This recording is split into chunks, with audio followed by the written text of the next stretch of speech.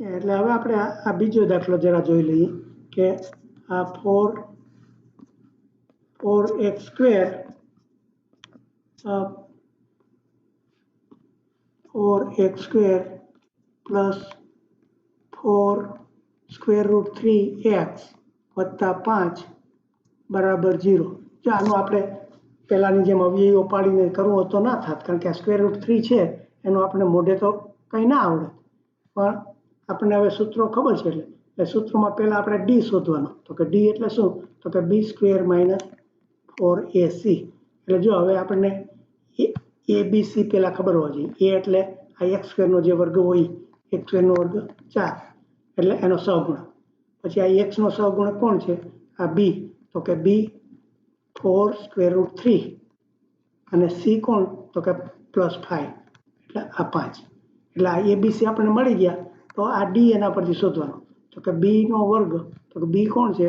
આ 4 square root 3 એનો વર્ગ અને માઇનસ 4ac એની કિંમત કેટલી છે? 4 અને સીની કિંમત કેટલી છે? 5. એટલે આ તમે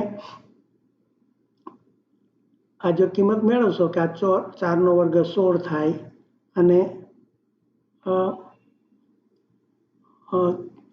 સ્ક્વેર રૂટ 3 છે એનું 3 એટલે 16 તેરી 48 થયા અને માઇનસ ચોક્કસ 16 પંચા 80 થયા.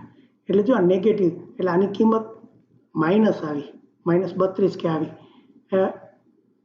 માઇનસ 36 આવી કે અહીંયા માઇનસ 32 આવી. એટલે હવે જો આ ડી છે આપણે 0 કરતાં નાનો થયો એટલે આપણે ખબર પડી કે ડીની કિંમત જો 0 કરતાં નાની હોય, આ શૂન્યની કિંમત માઇનસ 32 આવી એટલે આપણને ખબર પડી કે 0 કરતાં નાનો છે. તો આનો કોઈ ઉકેલ મળે નહીં. એટલે કે આ એક્સની આપણને કિંમત કોઈ મળે નહીં. એટલે આ બીજું આપણને ઉદાહરણ મળ્યું નેગેટિવ હોય.